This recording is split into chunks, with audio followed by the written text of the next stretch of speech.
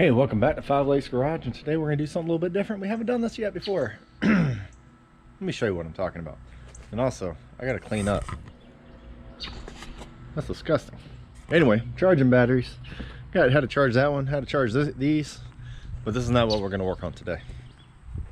The other day, my little brother came by, dropped something off. We kind of used these when we were kids, and they work great. But they've been sitting for quite a while.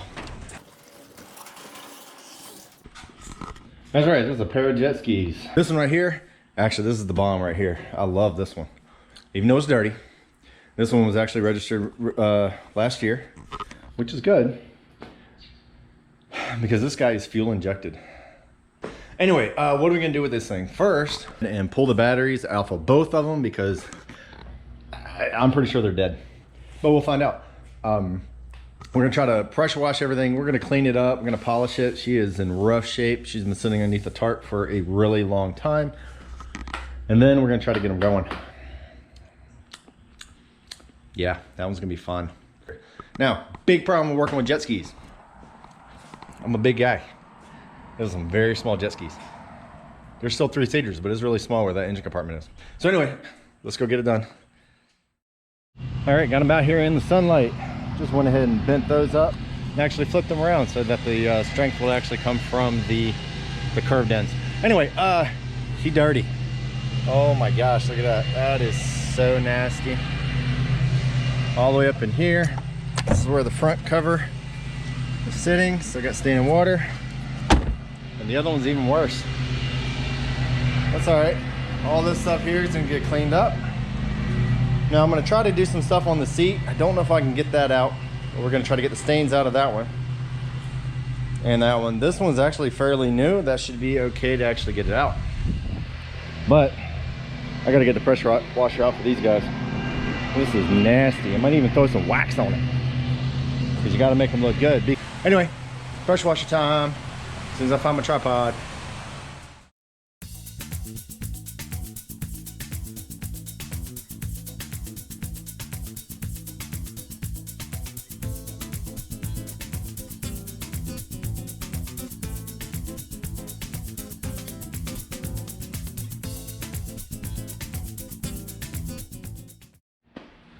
Wow, that took a lot longer than I expected.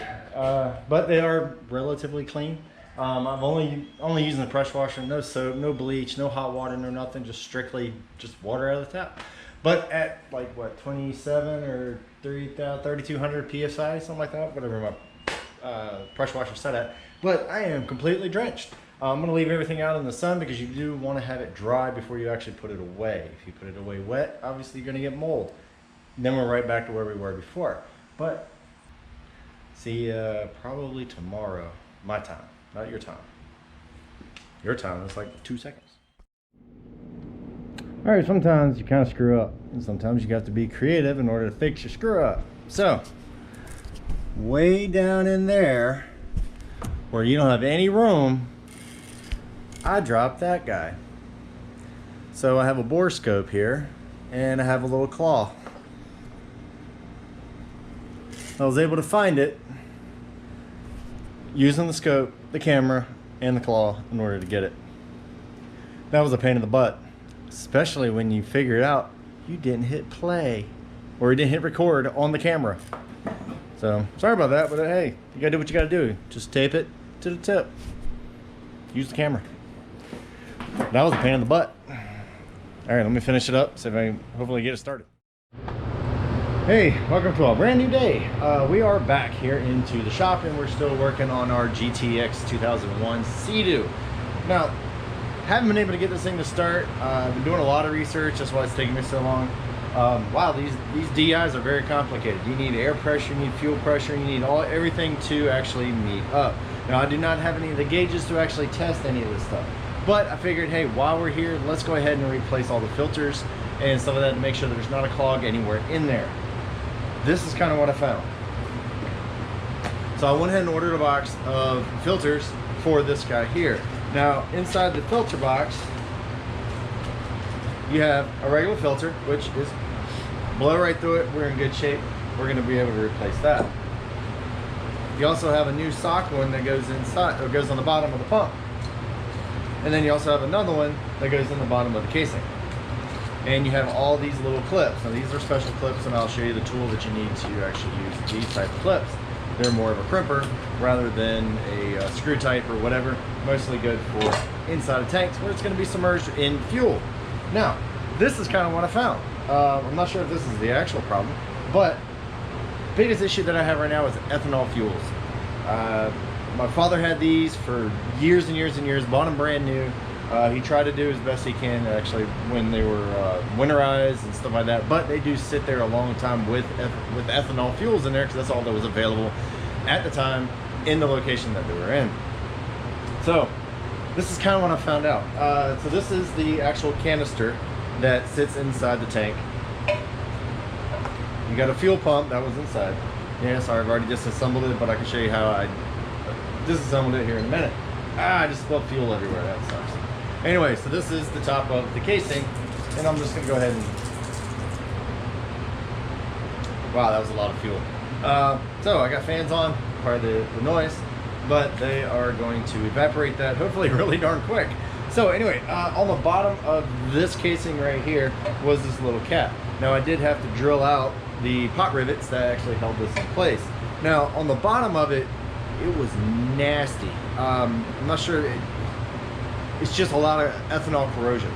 This little filter here used to be this guy. It's no longer there. So we need to pop that guy off. But all this stuff here had this gray, silverish, gel looking putty crap. So I scraped all that off here, and this is what was left of the filter that was on the bottom. There's nothing left of it. And actually, here's some more of the crud that I'm having to peel off.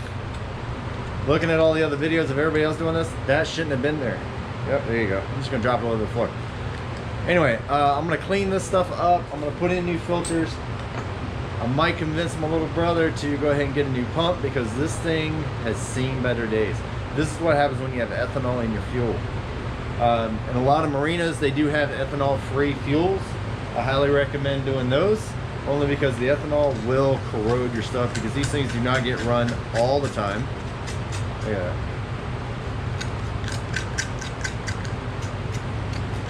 Yeah, that was at least a ½ an inch thick all the way around this little guy here. That could be the origination of my problem, which unfortunately probably overloaded the pump, which didn't allow enough fuel in there, which has caused my problem. That's disgusting.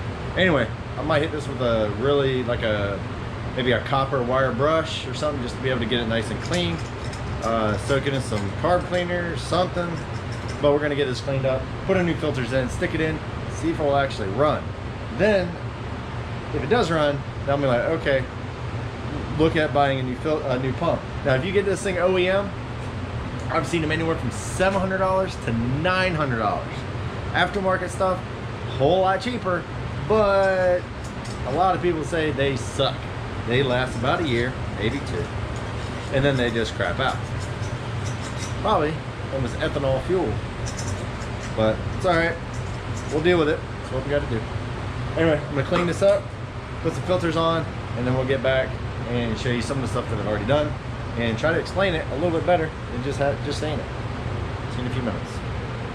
Ah, disgusting. All right, got it cleaned off. It looks a whole lot better. The fuel basically will soak up from the bottom through a filter. Whoops. Through the filter up in here and actually fill this chamber up with fuel. And the main reason why you do that is when you hit on the gas, all the fuel is going to slosh back.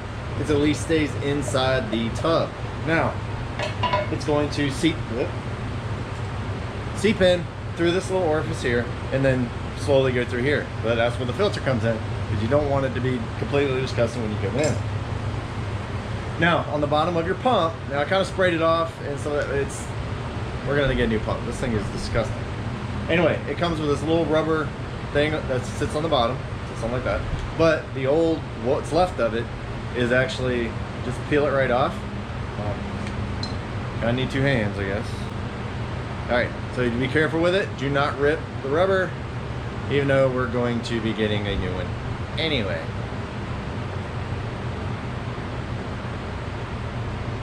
All right, so as you can see, it's got a little lip right there that actually fits on the bottom of the filter. This one, garbage. This one, a whole lot better. Yep. All right, so you have a little indexing ring and you have a little indexing hole. So make sure that is in there. Now you might need to use a small screwdriver or a pick on the bottom of the filter, the pump, just like that. So this will be your inside filter. All right. Oh, that's disgusting. All right, so then you take your bottom plate and you should be able to fit it right inside if you put it in there correctly. There you go. Actually, I just took the pump off because to make it a little bit easier, but you have these little tabs that's going to fit in the plastic. There you go.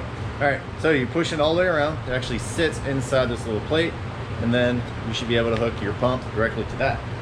Now you put your pump, spin it right in. Now we have the bottom piece pretty much done. So, last thing you want to do is actually put your filter on down at the bottom. Now this is nice and... Yep, I dropped it. This should just snap right on. All right, once you clean it off just enough, it fits right on. So you have a filter and a filter, then your pump, and then, oh look, there's one more filter, but we're gonna replace that here in a minute. All right, we're almost ready to put it back together. First thing you do is you gotta replace the fuel filter. Now, they do have these little, see if I can, hopefully I got all the fuel out, but we'll see. Anyway, so they have these compression type of clamps. So just take a pair of, not side cutters, but angle pliers or anything like that, just to cut them off, because you cannot reuse them once you crimp them. So, ow. All right, so this thing has been on there since, what, 2001, so that's 21 years. You take yourself a little pick and actually get underneath, and actually get one with a straighter pin. That's a little bit straighter, not that much straighter. But anyway, you're gonna get it underneath, and all you're doing is breaking that seal, because it has been on there for many years. If you can replace this line, even better. They actually sell tools to actually do this properly. I don't have them. There you go. See, just broke the seal. Now I can spin it. And hopefully, should be a... There we go. Safety goggles. So you don't want to get this stuff in your eyes. Sucks. Yeah. All right, now definitely inspect your your hose. Make sure it's nice and pliable. This one's actually not bad for, especially for being 21 years old. But anyway, got the other side. And then pull this off, put your new filter on, which looks just like that. Yeah. So usually these filters have an arrow on it, so they flow this way. I do not see an arrow on this guy. So I'm just gonna hook it up just like it is there. Just like that. I got a seam here, got a seam here. That's how I'm gonna hook it up. But first, I gotta cut these off. All right, it's off. I got my 2 clamps up there and I got my filter. Now, try to have them offset. You can put it at 90, you can put it whatever. Just don't put it on the same side. Only because when you crimp this, most of your pressure is gonna be around the outside, and it's gonna have a little bit of pressure on the, where you crimp, but it's not gonna be a lot. It's kind of like doing rings on your pistons. Just offset them a little bit so it's a lot easier to put on. Anyway, or not easier, but offset them so that it's less likely to leak. Anyway, I'm gonna use some of this this air filter oil just to lube it up a little bit, just to be able to get it on there easily. Now this stuff is actually pretty safe for the engine. Use it on all my other vehicles for my air filters, K&Ns. All right, so we got everything installed that we need to. Now we just need to put it all together. So we have our new, same old pump, new filters. Make sure she is on there properly all the way. The other one is on there properly all the way. And then, gosh, I got so much crap around here. All right, make sure you clean that out. That's dirty. All right, so we're going to slide our pump assembly back in. Now, you got a little piece of plastic right there, so make sure that is lined up. Move your other piece around, and then we're going to lightly tap that in place. Don't want to bend it because we only got one of them. And these things are expensive. So it went in nice and easy. Now you got to line up your holes because you need to put some rivets back in there. I don't have any right now, so I'm gonna have to do this again later. Look down inside, make sure that this is right where it's supposed to be, and your filter is down inside in that little crevice that I showed you earlier.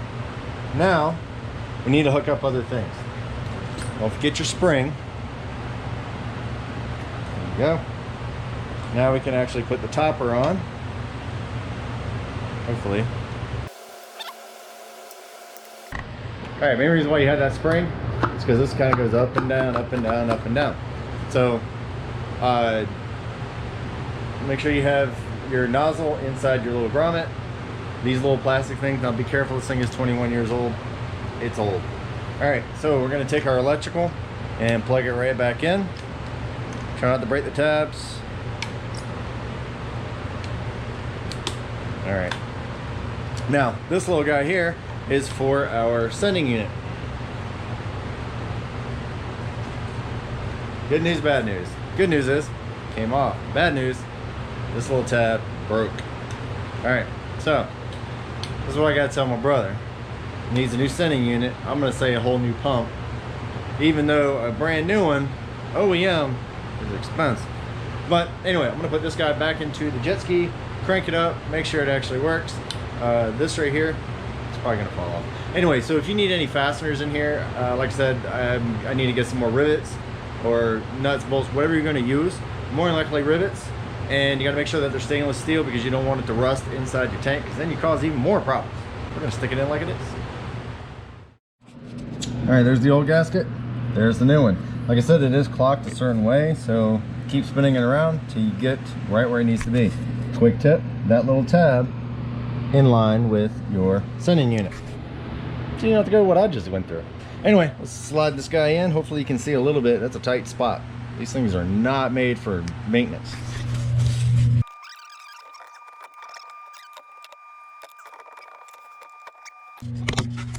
All right, now it sits right in there on top, and you have a ton of little screws and washers. Make sure you have them all on there, and when you tighten them down, a little bit here, a little bit there, cross hatch, all that type of stuff, until you're done. So let's do that.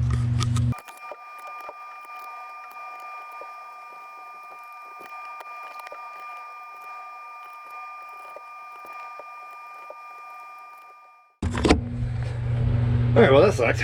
All right, so next thing we need to do is actually hook up the fuel lines. Now to take them off, you can just go to the hardware store or auto parts store and get one of these. Now most of these are, I've seen these on Ford, some GMs, but it's kind of the earlier models. And basically what you do is you stick this little tool over the hose, pushing in, which releases the clips. Now these are the clips. There you go. So you can probably see the clips that are right in there. Those you just kind of pry in and then you just pull out, and that's fine. Now be careful when you take them off because it is under pressure, more than likely if your pump is actually working. So anyway, I'm gonna hook these up and hook the electrical up for the pump and give it a shot. Oh, and reconnect the battery, because I hope you have disconnected your battery if you're messing with anything electrical and gasoline. All right, everything is hooked up.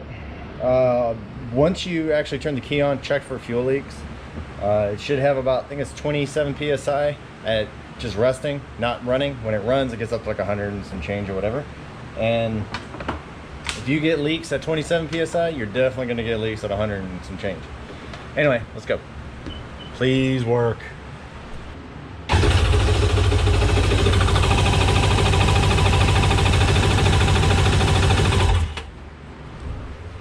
I didn't hear the fuel pump, did you? No fuel pump.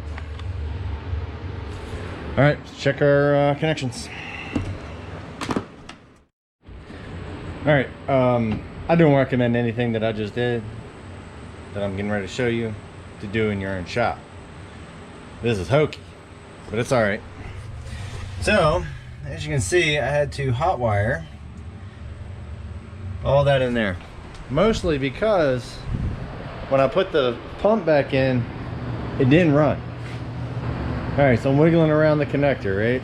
I'm sitting there noticing, wow, there's a little burny right here. Little discoloration on the plug. Kind of wiggled it and one wire came off. All right, I tried to crimp on another Deutsch connector thing, the last one by the way, and wiggled the other one fell off.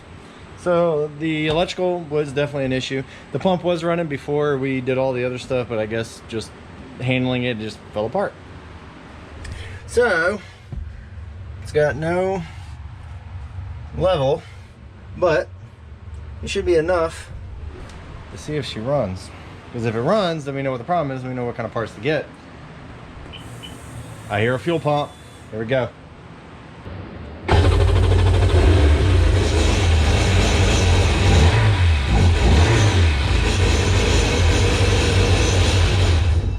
Yay! Holy crap, that thing smokes. But hey, it runs. Oh my gosh. Okay, so I do have a list of everything that I'm gonna need. I'm gonna need a new pump probably, or a new wiring harness. I'm gonna try to go to wiring harness route only because the pumps are expensive. Holy crap. But anyway, yeah, the little hokey crap that I just put in there, yeah, not gonna be long term because that is actually dangerous. It could spark, it could blow up, we can do whatever. And holy crap, I need to get the big fans on to fumigate this place out. So let me wrap that up and then we'll wrap up this video because I got to order some parts and there's no telling when these things are going to be here. I might have to retrofit some stuff. I don't know. I'm going to have to figure it out. But it won't be today. I'm going to send a video to my brother and let him know that, hey, there is life after death here. So